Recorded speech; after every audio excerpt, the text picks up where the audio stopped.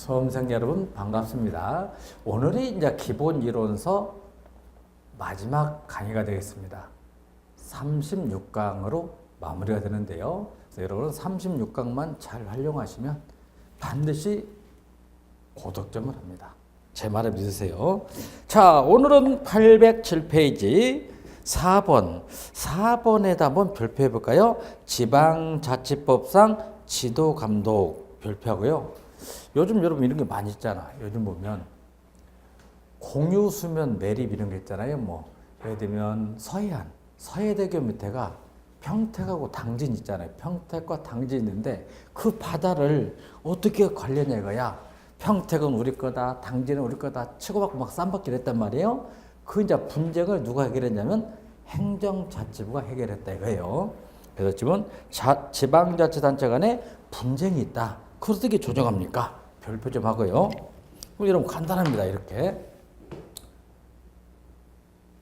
분쟁 중앙 분쟁 조정위원회가 있겠죠.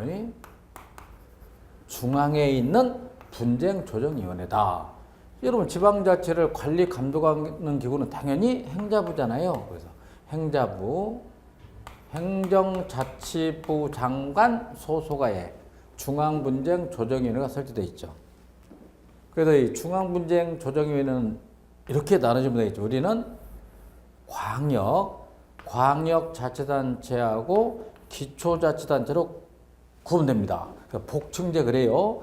광역은 시, 특별시지만 다 이제 특별시, 광역시, 특별자치시, 특별자치시, 도, 특별자치도 뭐 이렇게 돼 있네요. 보니까 이렇게. 그래서 이 광역자치단체 간의 분쟁이 터졌다. 분쟁이 있을 때는 행정자치부에 있는 중앙분쟁조정위원회에서 분쟁을 하도록 돼 있다. 이제 그러면 기초 있잖아요. 기초자치단체, 시군, 자치구역이죠. 시군, 자치구끼리 분쟁이 터졌다.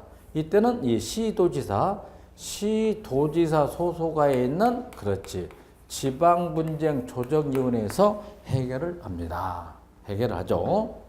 그럼 이런 거 예를 들게요. 제가 서울특별시 노원구하고 도봉구 간에 분쟁이 터졌어. 이때는 서울특별시 소속에 있는 지방분쟁조정위원회에서 해결해 줍니다. 근데 여러분 잡으세요. 그런데 서울특별시 노원구하고 경기도 의정부시하고 쌈박질 붙은 거야. 이때는 서울특별시가 하게 되면 노원구가 유리하고 경기도에서 하면 의정부시가 유리하겠죠. 이때는 시군을 달리하는 분쟁일 때는 어디서 한다? 중앙분쟁조정위원회에서 한다. 이 말씀이죠. 자, 한번 해볼까요? 지방자치법 148조 1. 지방자치단체 상호간이나 지방자치단체 장, 상호간 사무를 처리할 때 의견이 달라 다툼이 생기면 다른 법률에 특별한 규정이 없으면 그렇죠. 밑줄 행정자치부 장관이나 시도지사가 당사자의 신청에 따라 조정할 수 있다. 다만 그 분쟁이 공익을 현저히 제하여 조속한 조정이 필요하다고 인정되면 당사자의 신청이 없어도 직권으로 조정할 수 있다. 대표적인 게 서해대교 밑에 서해바다를 놓고 당진시하고 평택시가 쌈박질 붙었다. 그 분쟁을 누가 해결했다? 행정자치부다.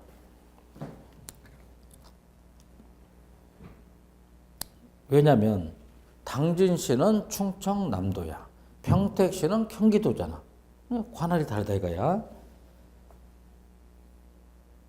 2항 제1항 단서에 따라 행정자치부 장관이나 시도지사가 분쟁을 조정하는 경우는 그 취지를 미리 당사자에 알려준다. 3번 중요하죠. 별표하고 행정자치부 장관이나 시도지사가 제1항의 분쟁을 조정하고자 할 때는 관계중앙행정기관의 장과 협의를 거쳐 제149조에 따른 지방자치단체 동그라미 중앙분쟁조정위원회나 지방자치단체 동그라미 지방분쟁조정위원회의 의결에 따라 조정합니다. 행정자치부 소속에는 중앙분쟁조정위원회, 시도지사 소속에는 지방분쟁조정위원회. 149조 1항 제148조 1항에 따라 분쟁의 조정과 156조 1항에 따른 협의사항의 조정에 필요한 사항을 심의 의결하기 위하여 밑줄 행정자치부의 지방자치단체 중앙분쟁조정위원회 일명 중앙분쟁조정위원회와 시도의 지방자치단체 지방분쟁조정위원회 일명 지방분쟁조정위원회를 둔다. 그렇다면 2항 중앙분쟁조정위원회는 다음 각호의 분쟁을 심의 의결한다. 중앙분쟁조정위원회는 어떤 역할을 하냐? 분쟁을 첫째 시도 간 또는 그 장간의 분쟁, 시도 간 광역자치단체 간 그 장간의 분쟁, 둘째 시도를 달리하는 시군 및 자치구 간 또는 그 장간의 분쟁, 시도와 시군 및 자치구 간 또는 그 장간의 분쟁, 그다음에 시도와 지방자치단체 조합 간 또는 그 장간의 분쟁.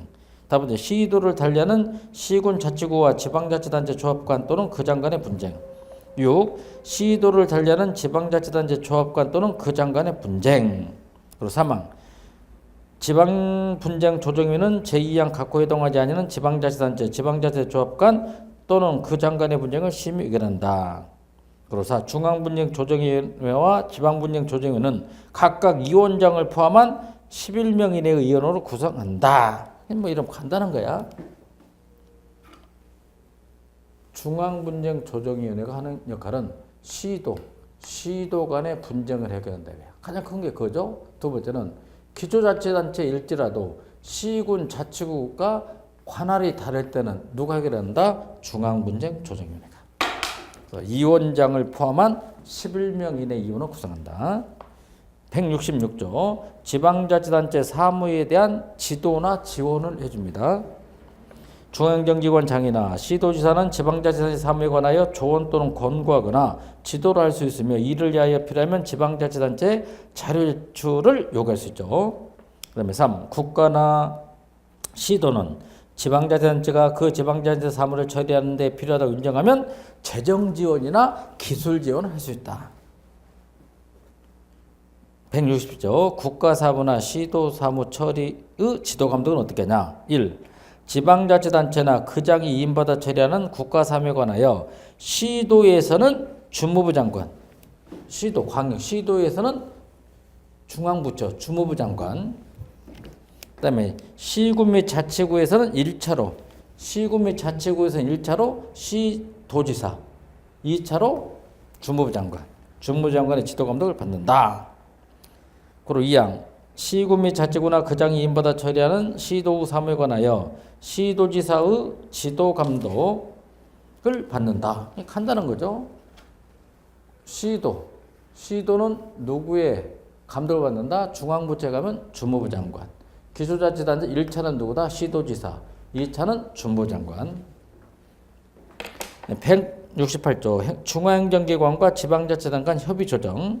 1. 중앙행정기관의 장과 국방부 장관과 지방자치단체 장, 제주특별자치도 도지사가 사무 처리할 때 의견을 달리하는 경우 이를 협의 조정하기 위하여 국무총리 소속으로 행정협의 조정위원을 둔다. 근데 이것도 실질적인 구성력이 없다. 꼭 좀 별표해 주세요. 국무총리 소속으로 행정협의 조정위원을 둔다. 별표. 169조 위법 부당한 명령 처분의 시정.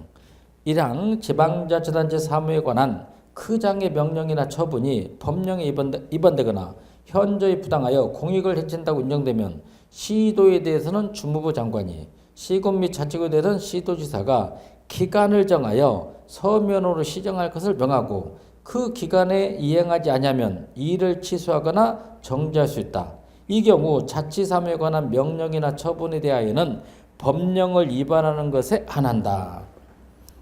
그래서 예를 들면 기초자치단체가 법령에 위배된다고 해서 시도지사가 무효 취소시킬 수 없어. 미리 기간을 정해서 서면으로 통보를 한 거야.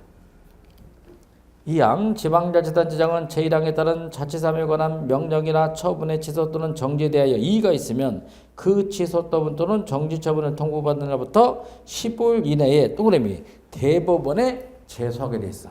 항상 제소는 어디다 한다? 대법원.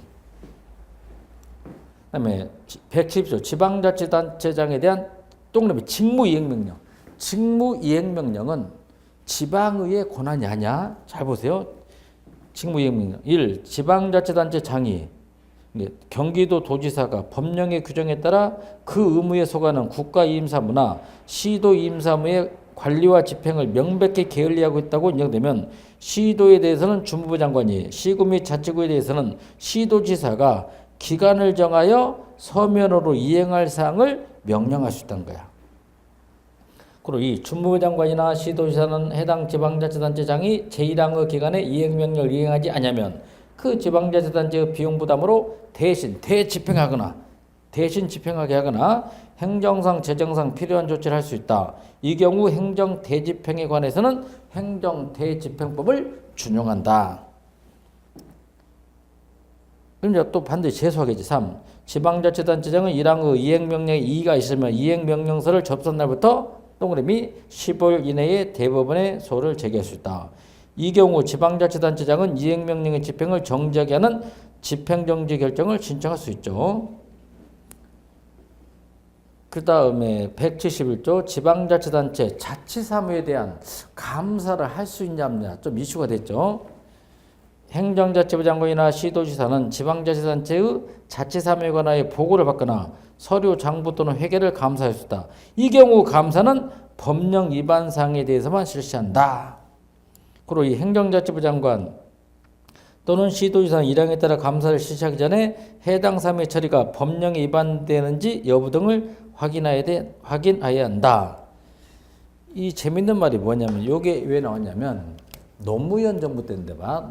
헌법 소원을 걸었죠. 서울시에서 노무현 정부 때 노무현 대통령은 열린우리당, 민주당, 열린우리당이고 이 당시 서울시장 오세훈, 이 당시 서울시장 이명박 대통령이구나.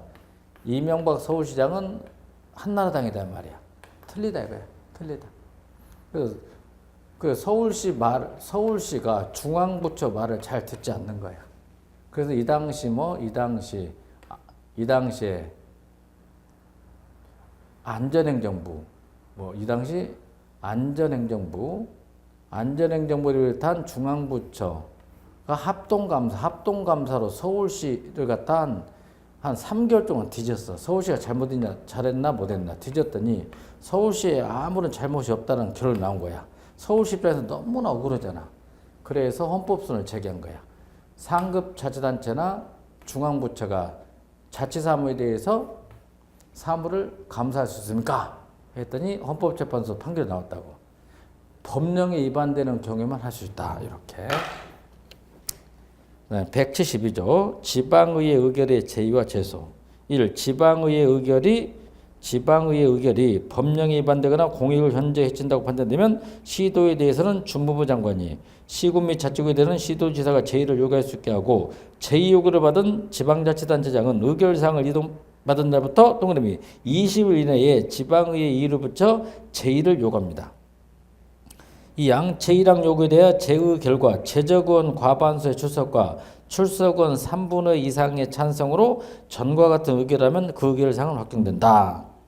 그리고 3. 지방자치단체장은 이 항에 따라 재의결된 사항이 법령에 위반된다고 판단되면 재의결된 날부터 20일 이내에 또 어떻게 대법원에 소를 제기할 수 있다. 이 경우 필요하다고 인정하면 그 의결의 집행을 정지하게 하는 집행정지 결정을 신청할 수 있다.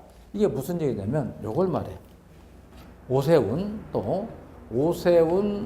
서울시장 때 서울시의회 지방의원이 아마 106명일까 내가 알기로 106명인데 106명 중에서 민주당 이 당시 오세훈 시장은 새누리당이잖아. 민주당 의원이 3분의 2 이상을 차지한 거야. 3분의 2 이상. 그래서 오세훈 시장 잘 보세요. 여기서 서울시의회가 친환경 무상급식에 관한 조례를 제정했어. 요즘 말로 무상급식이야. 조례를 제정해서 서울시장한테 주는 거야. 서울시장이 공포를 해야 되는데 서울시장이 마음에 안 드는 거야. 돈도 없는데 무슨 무상급식이냐. 다시 되돌아본 거야. 다시 한번 의결해봐. 그러다 우리가 재의결한 거야. 재의결. 했더니 또 서울시의회에서 3분의 2 이상이 또 찬성해서 확정을 했단 말이야. 확정을 했다. 그래서 오세훈 시장이 열받아서 좋다. 이걸 서울 시민한테 묻겠다 해서 주민투표에 붙였어. 결국은 25.7%가 투표에 참여해서 3분의 1 이하이기 때문에 개표하지도 않고 서울시장에서 사퇴를 한 거죠. 그게 바로 재의결이다 이거죠.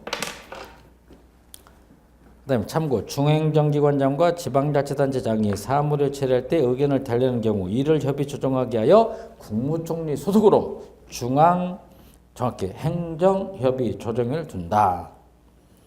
4절 신중앙 집권하고 신지방 집권하는데요. 이건 이렇게 정리하면 되죠. 중앙 집권이 새로운 형태로 나타났다. 신중앙 집권화. 지방 분권이 새로운 형태로 나타났다. 신지방 분권화. 이렇게 정리되는데요. 굳이 말하면 16에서 18세기 절대국가. 절대국가는 중앙집권이야. 중앙집권은 중앙과 지방이 수직적, 권력적, 일방적, 지시적이다 이 말이에요. 지방자치를 인정하지 않습니다. 절대국가. 그 다음에 19세기 근대국가. 근대국가에서는 이제 지방자치를 인정합니다. 인정한다 이거야. 중앙과 지방이 수직적, 수평적 관계죠. 집권의 장점은 능률성이고 분권의 장점은 민주성이라고 배웠죠 이미. 그래서 영미법계, 영국이나 미국은 지방 분권을 실시하다 보니까 민주성, 민주주의를 확립하는데 능률성이 저하되는 거야. 그래서 안 되겠다 해서 민주성 플러스 능률성을 조화시키는 거야. 이 두 가지를 조화시키는 거야. 조화시키는데 민주성보다는 뭘 강조한다? 능률성을 좀 강조합니다. 그래도 지방자치를 인정한 거야. 인정해준다. 1930에서 1970년대까지 새로 왔다. 이것다 우리가 신중앙 집권화. 신중앙 집권화. 그래서 중앙정부 역할을 강조함으로써 민주성과 능률성을 조화시키는데 능률성을 강조한다. 신중앙 집권화. 그래도 지방자치 인정합니다. 그 다음에 나타난 게 이제 신지방 분권화. 신지방 분권화라는 것은 중앙정부 역할보다 지방정부 역할을 강조함으로써 지방자치 민주성을 확보하겠다. 신지방 분권화. 1980년대 이후 NPM하고 유사하죠. 거버넌스. 공공관리론. 거버넌스하고 유사한 게 바로 신지방 분권화다. 신중앙 집권화의 지방자치제를 발전시켜온 국가, 영미법계 국가에 나타난 현상으로 행정환경의 국제화에 따른 국가경쟁력 강화의 필요 등으로 인한 지방자치제 완화와 중앙정부 권한 강화를 거듭기로 한다. 이는 민주성과 능률성을 조화하는 것이며 그냥 필요 없다. 제1스밀은 권력은 지방에 분산해야 하나 지식과 기술은 중앙에 집중해야 된다. 권력은 지방에 분산, 지식과 기술은 중앙에 집중. 그게 능률적이다. 그다음에 특성 1번 지방자치를 불신하는 개념이 아니라 행정국가의 정치구조에 있어서 권력의 조정이나 재편성을 의미한다. 그리고 2항 중앙과 지방 간의 새로운 협조관계를 모색한다. 즉 종래 중앙과 지방 간의 관계는 수직적, 집권적, 권력적 관계가 아니라 수평적이고 대등한 관계다. 페이지를 넘깁니다. 3번에다 별표. 그러면 신중앙 집권의 발달 배경은 중앙집권 발달 배경과 유사합니다. 첫째, 교통통신의 발달로 행정 역할의 변화와 행정이 커진다. 광역화 현상이 나타났다. 둘째, 현대 행정의 양적 증대, 질적 변화에 대처하는 지방자치단체 능력이 부족하기 때문에. 셋째는 국민생활권 확대. 넷째, 지방재정의 중앙재정 의존 증대로 인한 지방재정의 만성적인 위기를 해결하기 위해서. 다섯 번째, 공익적 견지에서 국민의 최저 생활 수준 보장의 필요성. 일곱 번째, 국제적 긴장 고조 및 불안정성으로 인한 국지전이나 핵전쟁의 위협에 대비하기 위해서. 그래서 신중앙 집권화의 촉진 배경은 중앙 집권 촉진 배경과 유사하다. 이제 반대로 새로운 형태 신지방 분권화. 신지방 분권화 한번 정리해보죠. 새로운 형태의 분권입니다. 개념 1. 상급 자치단체, 광역자치단체 감독 완화와 자치단체의 권리 보장을 강조한 것으로 신중앙 집권화의 폐해를 극복하기 위한 중앙 통제를 완화해보자 지방정부의 자율성 강화를 확보하기 위하여 대두된 경향을 바른다. 그게 바로 이제 지방 이제 로컬 아젠다 21, 로컬 아젠다 21이란 21세기 지구환경 보존운동을 첨예한 유엔의 리우 선언, 브라질에 가면 뭐 했지? 리우가 있지. 유엔의 리우 선언을 실현하기 위하여 세계 각국 지방자치단체별로 지역주민, 기업, 지방정부가 수평적 연계망을 구성하여 마련한 환경보존 행동계획을 말한다. 괄호 열고 적어봐요. 우리 1편에 봤던 레짐 현상이야. 새로운 통치 때보다 레짐, 거버넌스 일종이죠. 거버넌스. 그 다음에 4번 종래의 지방분권은 시민의 자유를 억압하던 중앙집권적 권력을 극복하는 데 그 존재가 있었다. 그러나 신지방분권은 중앙정부와 지방자치단체가 모두 국가통치기의 일환으로서 국민복지 증진이라는 공동목표의 기능을 분담하면서 상호 협력하여 행정을 처리하는 데 그 특징이 있다. 5번 별표 홈룰 운동 별표 홈룰 집으로 가자 뭐 홈룰 분권을 말하는 거야. 분권을 갖다가 왜 홈룰 운동 그러죠. 좀 별표하고 홈룰. 홈룰 운동이란 지방자치단체가 주의회의 입법적 통제에서 벗어나 그 스스로 자치현장을 제정할 수 있는 자치권 획득 운동을 말한다. 거기까지. 예를 들면 미국에 캘리포니아 주가 있잖아. 그렇죠? 캘리포니아 주가 있다. 캘리포니아 주에 가면 오렌지 카운티라는 군이 있어. 오렌지 카운티. 우리나라 뭐냐 군 정도 되겠지. 카운티. 그래서 오렌지 카운티라는 쉽게 오렌지 군이라는 자치단체가 주의회로부터 독립을 해보자. 그런 운동을 말하고 홈룰 운동. 집권이 아니라 보다 분권. 그다음 2번 별표 이제 신지방 분권의 대도 배경. 이제 분권하고 유사하겠죠. 꼭 좀 별표입니다. 가장 최신 이론이다. 1. 왜 신지방 분권화를 해야 됩니까? 중앙정부의 계획행정에 의한 획일적 운영으로 국가행정이 관료화되면서 자유민주주의가 훼손됐다. 둘째는 현대국가는 민주화가 이루어지고 국가 사회의 동질성이 확보되기 때문에 지방자치의 존재의가 상실됐다는 주장이 있으나 종래의 지방자치와 존재의회는 또 다른 각도에서 그 존재 가치를 발견할 수 있다. 셋째, 전국적이면서 동시에 지방적 이해를 갖는 사무의 처리에 지방적 이해를 반영하기에 신지방 분권이 필요하죠. 넷째, 이제 중앙정부의 재정 적자가 심화되기 때문에. 다섯 번째, 5번 별표, 특히 국제화, 세계화 심화에 따른 경쟁 환경의 변화. 여덟 번째, 정보화의 가속화에 따른 사회 변화. 일곱 번째, FTA, 경제 블록화 현상. 마지막, 도시화의 진전. 여기까지 정리가 됐죠. 네, 밑에 박스는 여러분이 읽어보면 되고, 그 다음 페이지를 넘겨서 이제 5절. 행정을 넓게 하자. 무슨 행정? 광역행정. 리저널리즘. 광역행정. 첫째, 신중앙 집권화 유사합니다. 신중앙 집권화와 광역행정의 상관성을 비교하자. 둘째, 2번이 많이 나오죠. 별표. 광역행정 방식 이야기. 셋째, 지방자치법에 나와 있죠. 광역행정이. 자, 공무원 시험에서는 출제가 빈도가 아주 높죠. 자, 광역행정이 뭐냐?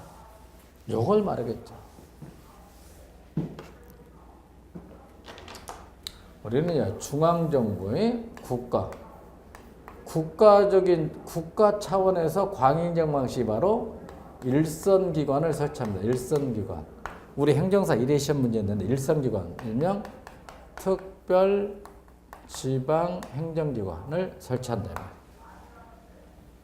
그 다음에 광역. 여기 나왔네. 광역자치단체. 광역자치단체, 기초자치단체였단 말이에요. 광역 있고 기초자치단체다. 그러면 광역행정이라는 것은 요걸 말하는 거야. 우리나라 지도가 이렇게 돼 있단 말이야. 이렇게 돼 있으면 여러분 우리 인천광역시도 있고 서울특별시도 있다 이거야. 그러면 이거 봅시다. 서울특별시에 있는 시내버스는 서울특별시 내에만 운행하는 게 정상이야. 원칙이야. 인천시에 있는 시내버스도 인천 시내만 운행하는 게 원칙이야. 그게 맞지 않습니까? 또 하나 생각합니다. 서울에 있는 개인 택시는 서울 시내에서만 영업을 하는 게 정상이야. 인천시에 있는 개인 택시도 인천 시내에서만 영업하는 게 정상이다. 그렇지 않습니까? 막 그 개인 택시끼리 싸우고 오잖아. 막 몽둥이로 막 휘두르고 그러잖아. 야구방 말고 갔다가. 왜 우리 구역에 와 있냐 이거야. 그럼 우리 또 역설적으로 생각합니다. 자, 그렇다면 서울에 사는 갑돌이가 인천 월미도에 가서 생선회를 먹고 싶다 이거야. 그럼 어떤 문제가 있냐? 갑돌이는 서울에서 인천 가는 가장 가까이 가는 시내버스를 타고 인천 접근에서 내려서 또 인천시 버스를 갈아타야 돼. 얼마나 복잡해. 그래서 이렇게 돼 있다. 그래서 어떻게 되냐면 서울시 버스도 인천 가고 인천 버스 서울시 오자. 큰 버스 빨간 버스. 무슨 버스다? 광역버스. 그게 바로 뭐다? 광역버스. 광역버스가 있다는 거야. 두 번째, 또 우리 있잖아. 철도, 광역교통망, 국철 1호선. 1호선 같은 경우는 인천에서 소요산까지 헉 간다 이거야. 인천도 지나고 서울도 지나고 경기도 지난다. 이 세 군데 자치단체가 협력해서 우리 한번 해보자. 광역철도가 있단 말이야. 광역철도. 그 다음에 서울 사람도 팔당호에서 물을 갖다 먹어. 인천 사람도 팔당호에서 물 끌어다 먹어. 개별적으로 하게 되면 예산의 낭비를 가져와. 그래서 어차피 서울시, 인천시는 가까이 있기 때문에 우리 협력해서 상수도를 끌어다 먹자. 그럼 예산을 절약할 수 있다. 능률성. 플러스 주민에게 질 좋은 서비스를 할 수 있다. 민주성. 능률성과 민주성을 조화시키는데 민주성보다는 능률성을 더 강조한다. 광행정. 고로 신중앙 집권과 유사하다. 결론들입니다. 근데 여러분, 서울하고 대구하고 멀리 떨어졌잖아. 하면 안 돼. 그래서 인접한 둘 이상의 자치단체가 상호 협력을 함으로써 공동의 사무를 처리함으로써 민주성과 능률성을 조화시키려는 새로운 행정을 우리는 광행정, 일명 리저널리즘. 개념, 교통통신 발달에 기인하여 인접행정구역 간의 여러 가지 유기적인 관계가 빈번해지고 생활권, 교통권, 주거권이 광역함에 따라 개별 지방자치단체 행정 업무를 그 자체에서만 해결하는 것보다 인접지역과의 유기적인 관련과 협조하여서 행하는 것이 훨씬 경제적이고 현실적이라는 인식하에서 강조됐다. 거기까지 광행정의 촉진 요인도 신중앙 집권화 촉진 요인과 유사한 거야. 첫째, 교통통신의 발달과 사회 및 경제권 확대. 셋째, 민주성과 능률성이 좋아. 넷째, 지역개발과 복지국가 및 서비스의 평균화, 균질화를 위해서. 기타에서는 뭐 기업, 개발행정, 계획행정 요구. 디귿, 중앙과 지방의 협력관계 원활. 미음, 외부 요구를 해결한다. 예를 들면 교통 문제, 환경 문제는 한 자치단체에서 해결하기 어렵잖아. 외부 효과 해결. 시옷, 크면 클수록 이익을 가져온다. 집정이익의 추구. 광역의 단점은요, 구역이 넓어지다 보니까 지방자치를 훼손시킬 수가 있다. 중요한 것은 요게 시험에 나올 텐데 4번 별표 광역행정의 방식. 1. 처리 주제에 따른 방식. 기억. 상급 자치단체 수준의 광역처리. 이게 진짜 광역행정이야. 우리나라의 시도, 도 수준에서 이루어진 것을 말하며 광역행정의 본질적인 이 수준이 있다. 광역자치단체에서 이루어지는 행정을 주로 광역행정. 상급자치단체, 밑에 하급자치단체는 우리나라로 말하면 기초자치단체야. 우리나라의 시군 조합 같이 기초자치단체 수준에서 광역행정 방식. 디귿, 특별지방행정기관. 이건 국가적인 차원. 우리나라의 세관, 경찰서 등과 같은 국가의 지방행정기관에 의한 광역행정 방식이다. 국가적인 차원은 뭐가 있다? 일선기관. 자치단체 차원에서는 상급자치단체. 밑에는 뭐다? 하급자치단체. 처리 수단에 따른 방식에서 이게 중요한데요. 기억, 공동처리 방식. 노원구하고 도봉구가 협력한다 이거야. 공동으로 업무를 처리한다 그 뜻이에요.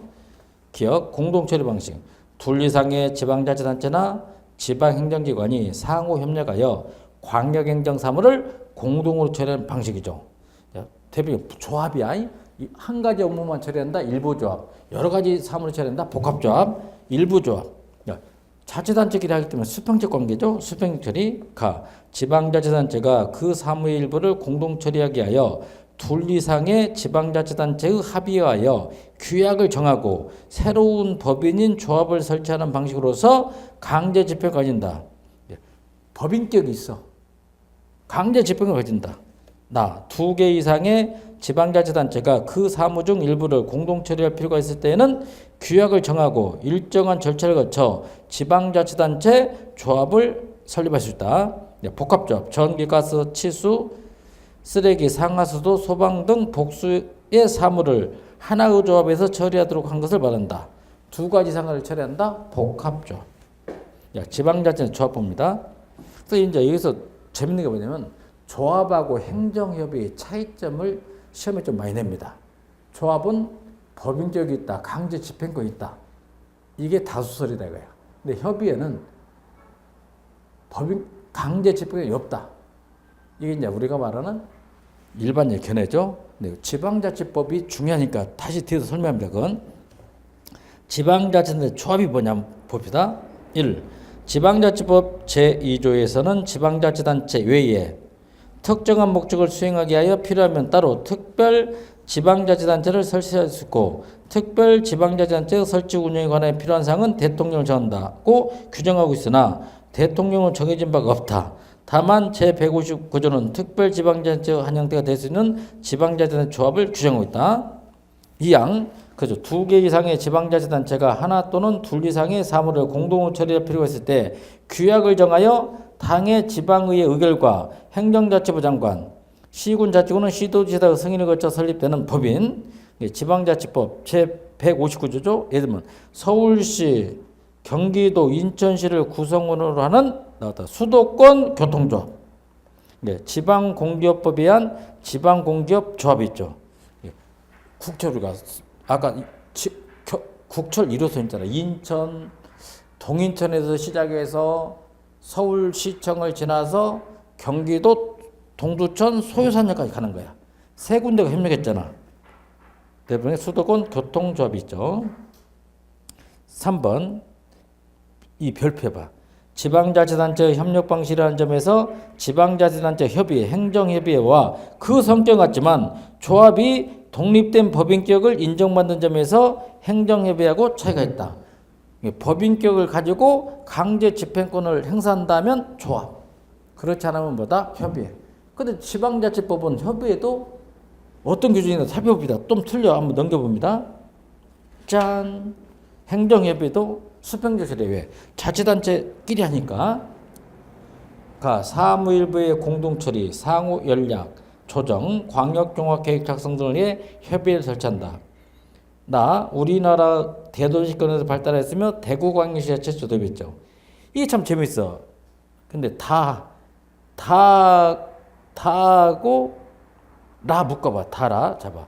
지방자치법 제157조를 보면 다봐. 법인격이 없으며 강제적인 집행권이 약하다는 것이 강학상이지. 우리 학자들의 견해야. 근데 라를 봤더니 지방자치법 157조 협의회의 협의 및 사무처리로 1항 협의회를 구성한 관계 지방자치단체는 협의회가 결정한 사항이 있으면 그 결정에 따라 사무를 처리된다. 강제성 있잖아.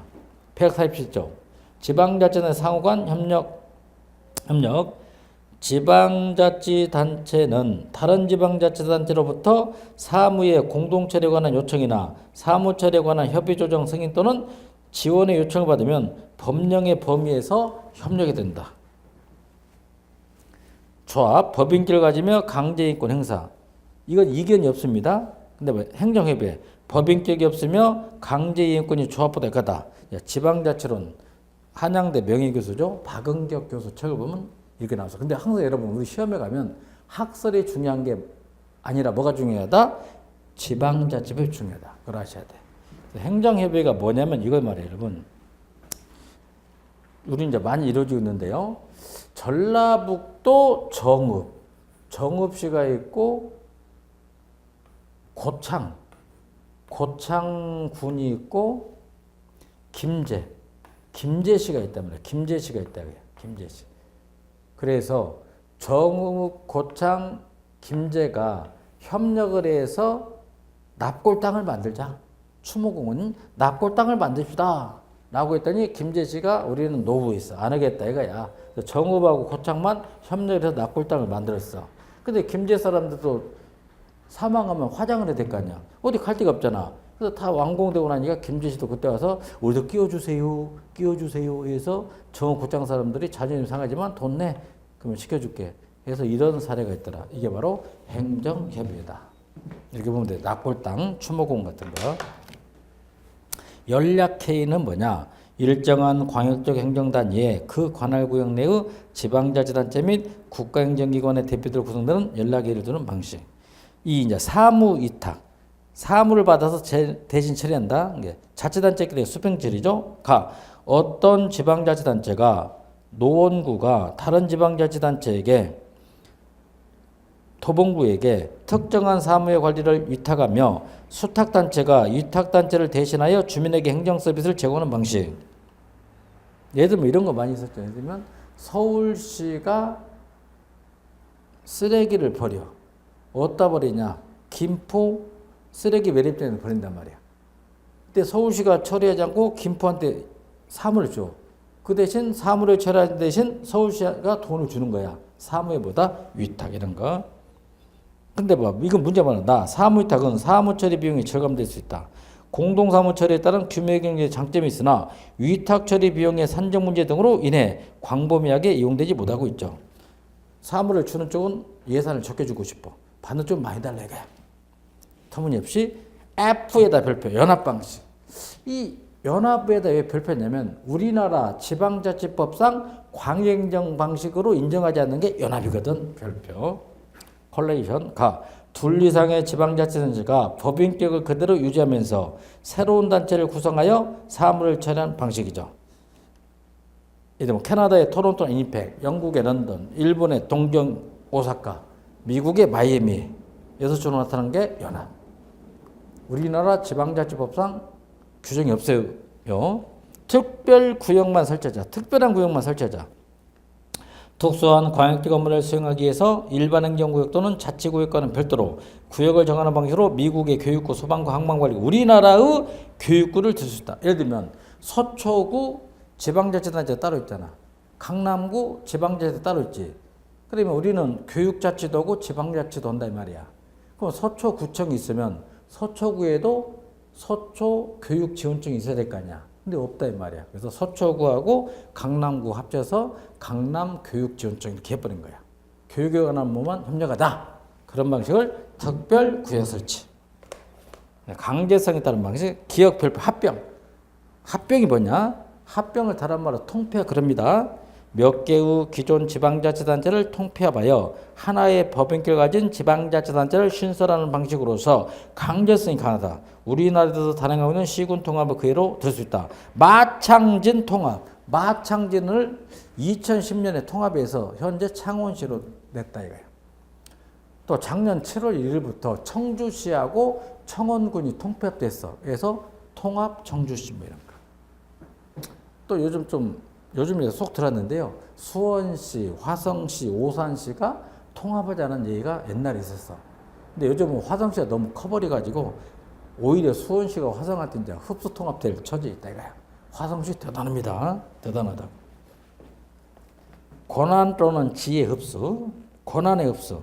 기초자치단체의 권한을 노원구청의 권한을 광역자치단체, 서울특별시청 또는 광역자치단체 권한을 국가가 흡수하는 방식.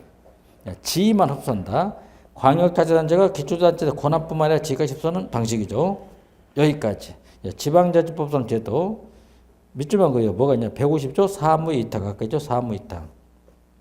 150조 행정협의회 구정. 행정협의회 구성. 159조 지방자치단체 조합 설립. 지방자치단체 조합 설립에서 2항에다 밑줄. 지방자치단체 조합은 이름이 있다 보다 법인이야. 법인으로 한다. 그 다음에 160조 지방자치 조합 조직 1항만 밑줄. 지방자치단체 조합에는 지방자치 조합 회의와 지방자치 조합장 및 사무직원을 준다. 근데 예가 있어. 3항에다 별표.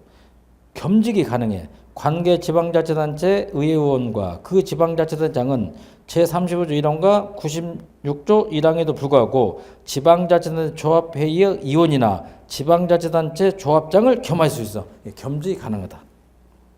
조합. 그 다음에 참고 과잉기념 방식 이렇게 있죠. 그래서 중요한 것은 우리나라 지방자치법상에 명시되어 있지 않는 게 뭐가 있다? 연합. 특별 지방정기관. 특별한 일을 하기 위해서 중앙정부가 지방에 설치한 일선기관을 특별지방행정기관. 중앙에 가면 경찰청이 있어. 지방에 가면 뭐 경기지방경찰청. 그 밑에 뭐 수원경찰서. 그 밑에 뭐 치안센터 있다 해봐요. 우리 행정사 1회 시험 문제였죠. 특별한 일을 처리하기 위하여 중앙이 지방에 설치한 일선기관. 1. 중앙집권과의 상관성이죠. 두 번째, 보통지방행정기관과 특별지방행정기관을 비교하자. 보통지방행정기관은 지방자치단체 기구를 말해. 시청, 도청, 군청, 구청을 말하는 거야. 특별지방행정기관은 지방에 있지만 지방거가 아니라 국가의 일선기관이란 말이야.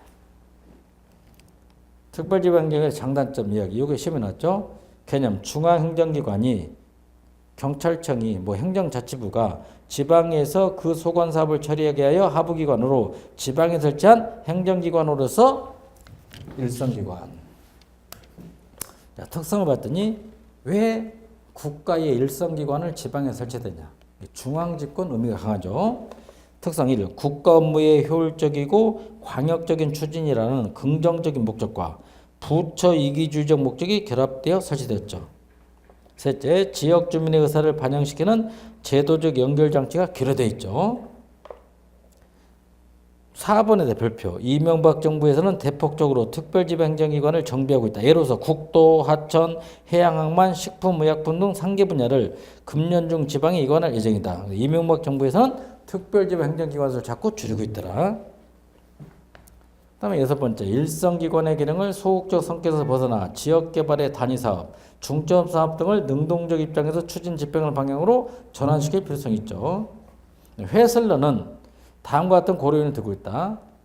예를 들면 세무서, 경찰서, 뭐 파출소, 우체국을 설치할 때 어떤 요인을 고려되냐.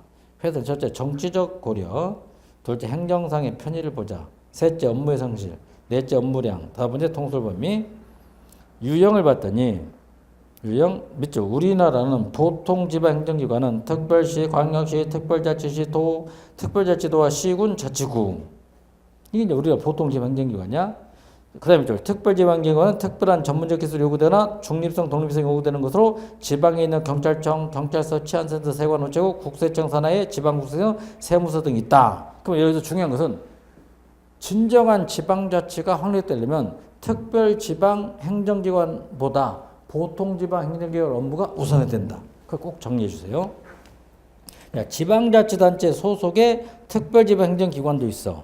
소방직 공무원은 자치단체 공무원이거든. 지방직 공무원이거든. 그래서 소방본부장, 뭐 서울시 소방본부장, 소방서장, 농업기술센터의 농업기술원장, 농업기술센터장, 보건소장. 보건소장은 국가 소속이 아니라 지방자치단체 특별지방행정기관이야. 고로 이 직원의 신분은 전부 다 지방직 공무원이야. 그런데 특별지방행정기관 직원의 소속은 국가직 공무원. 구분해줘야 됩니다. 보건소장, 지방자치단체 5급 공무원이야. 큰 데는 뭐 4급도 임명돼 있고. 용인시는 4급이 보건소장이더라고. 근데 우리 서초구청은 5급이 보건소장이더라 이거야. 그 다음에 페이지를 넘겨서 장단점, 뭐 이게 이제 시험에 나왔던 문제인데, 우리 행정사 1회 시험에.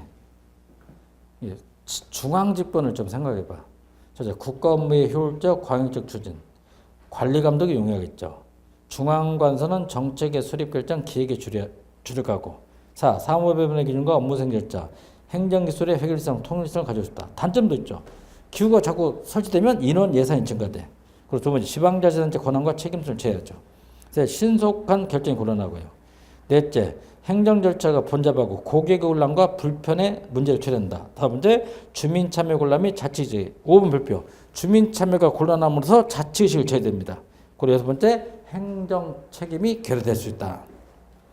7절, 정부 간 관계, 아유지야 그죠. 인터 거버넌탈 릴레이션. 라이트다 별표는. 라이트 교수는 중앙과 지방 간의 관계가 크게 몇 가지 있다? 3가지. 한번 별표 한번 해보세요. 서울시 7급에서 재작년에 출제됐죠. 라이트 권력관계. 1번, 2번 반대표시. 분리 권형이 있고 포괄 권형이 있고 가장 이상적인 게 뭐다? 중첩 권형. 이것도 뭐 집권 분권 그 말이에요. 자, 중앙정부하고 지방정부가 예산 인사상 서로 독립되어 있다. 분리 권형. 영미법계. 영국이나 미국? 아니다. 예산이나 인사가 지방정부는 중앙정부에 종속되어 있다. 우리나라. 포괄 권형. 가장 이상적인 형태는 뭐가 된다? 중첩 권형. 꼭 한번 별표 한번 해보세요. 분리 권형.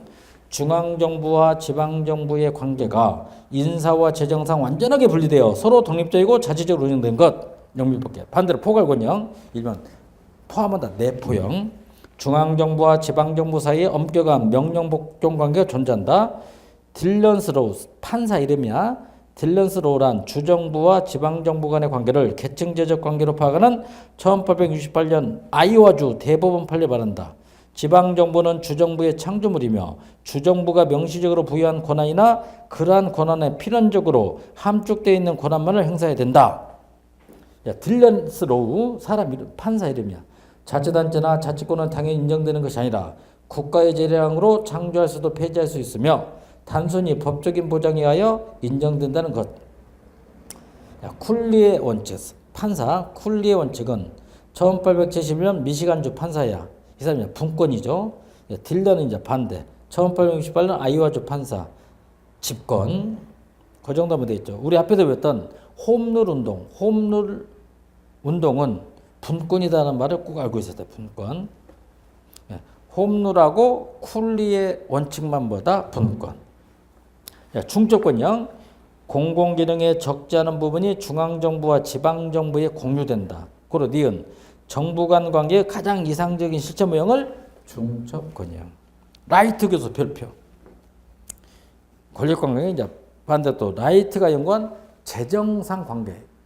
예산, 재정상 관계는 뭐냐. 이건 아직 어느 시험도 나온 적은 없다. 그냥 이거 갈등기, 2 협조기, 3 집중기, 4 창조기, 5 경쟁기, 6번, 7번만 묶어봐. 계산기. 칼큘레이트인 자. 합리적으로 중앙이 지방이 예산을 준다 이거야. 계산기는 70에서 80년대야. 정부 간 기능 배분을 경제적 합리성에 근거한다. 수리적, 연역적, 분석적, 경제적, 집권적 방식으로 중앙이 지방에 재정을 내려보내준 거야. 감축관리.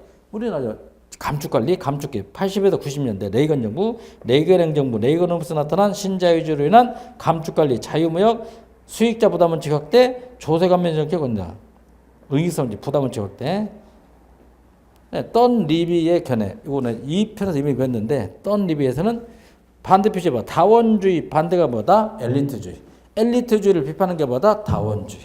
그다음에 신우파로 있죠. 신우파로는 우리 2편에 배웠죠. MPM이야. MPM을 새로운 형태의 우파라 해서 뭐라고? 신우파라는 거야. 다 이미 배웠던 거. 그래서 동질적인 소수 엘리트가 권력을 독점하고 대중들의 이익을 무시한다. 참여를 무시한다. 엘리트로. 피라미드 그려놓으면 되죠. 기억을 더듬어. 피라미드. 아니다.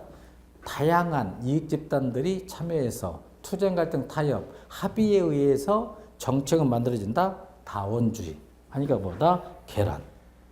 마지막 공공선택론. 신자유주의, 신공공관리 육가가요 지방자치단체의 효율성을 높이지만 분권을 강조한다. 신우파다.